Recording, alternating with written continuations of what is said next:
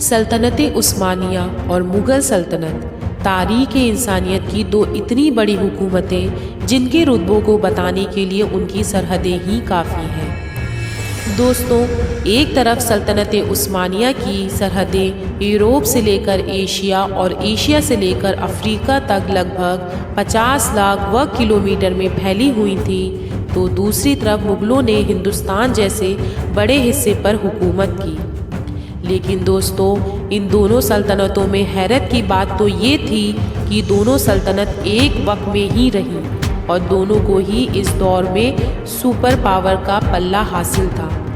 और इससे भी बड़ी हैरत की बात ये है कि एक वक्त में दो सुपर पावर एक साथ रहना संभव नहीं। इसको आप एग्जाम्पल के ज़रिए समझिए।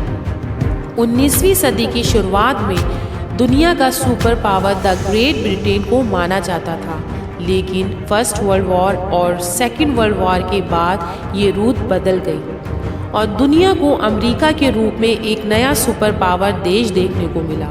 लेकिन अगर दूसरी तरफ हम मुग़ल सल्तनत और ओटोमन्स को देखें तो ये दोनों एक ही वक्त में थे। बावजूद इसके इनकी सेना आपस में कभी नहीं टकराई। क्या वजह थी कि खराब रिश्तों के बावजूद भी ओटोमन्स ने कभी मुग़लों से टकराना उचित नहीं समझा।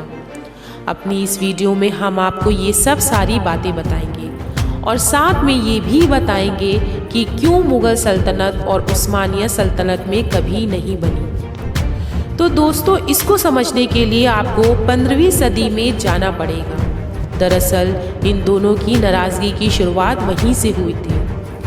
20 जुलाई सन 1402 ईस्वी सल्तनत उस्मानिया के सुल्तान बेयजीद और मुग़लों के पूर्वज तैमूर के बीच एक जंग हुई थी, जिसे इतिहास में अंकारा की जंग के नाम से जाना जाता है। ये वो दौर था जब सल्तनत उस्मानिया यूरोप और एशिया में कई मुल्कों को फतेह कर चुकी थी, मगर इस बार उनका मुकाबला था तैमूर से। तैमूर ने न सिर्फ अंकारा का युद्ध जीता, बल्कि सल्तनत उस्मानिया के उस दौर के सुल्तान बेयजीद को कत्ल भी कर दिया। कहा जाता है कि इस जंग के बाद सल्तनत उस्मानिया टूटने की कगार पर आ चुकी थी। तैमूर से हुई इस जंग ने सल्तनत उस्मानिया को कई साल पीछे ढकेल दिया था। सल्तनत उस्मानिया के इतिहास में ये उसकी सबसे बड़ी हार थी और यही से नींव पड़ी थी मुग़लों और ओटोमन्स की दुश्मनी की। अब आपके मन में सवाल आया होगा कि तैमूर से मुग़लों का क्या कनेक्शन। तो आपको बता दें, दरअसल आगे चलकर तैमूर के वंशजों ने ही मुग़ल सल्तनतों की नींव डाली थी। मुग़ल सल्तनत के संस्थापक ज़हीरुद्दीन बाबर खुद को तैमूर का ही वंशज कहते थे। हालांकि इस नाराज़गी के बाद भी कभी मुग़ल और ओटोमन्स आपस में नहीं टकराए। इतिहासकारों का मानना है कि सल्तनत उस्मानिया मुस्लिम कल्चर को बढ़ावा देने वाली हुकूमत थी, इसीलिए वो मुग़लों से लड़कर मुसलमानों को नुकसान नहीं पहुंचाना चाहता था। क्योंकि अगर इन दोनों सल्तनतों में जंग होती तो इसका फ़ायदा किसी तीसरी हुकूमत को होता और इससे मुसलमान की ताकत में काफ़ी कमी आती। दूसरा बड़ा फैक्ट ये भी था कि इन दोनों हुकूमतों ने कभी एक दूसरे की हुकूमत पर कब्ज़ा करने के बारे में नहीं सोचा।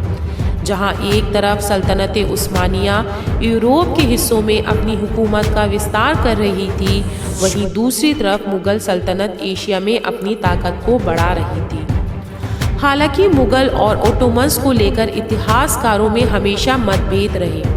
कुछ का मानना है कि दोनों के बीच रिश्ते सामान्य और ठीक थे।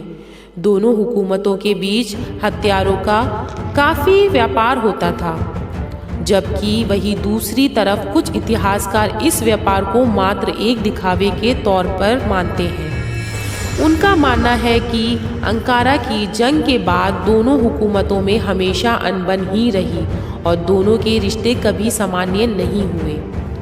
दोस्तों, ये बात सच है, दोनों हुकूमत के बीच थोड़ी बहुत नाराज़गी हो सकती है, मगर कभी दोनों सल्तनतों ने एक दूसरे की सल्तनत को नुकसान पहुंचाने की कोशिश नहीं की और इतिहास हमेशा इन्हीं दो महान साम्राज्य के रूप में याद रखेगा। दोस्तों, अगर आपको हमारी वीडियो पसंद आई हो तो उसको लाइक कर लें और हमारे चैनल को सब्सक्राइब करें।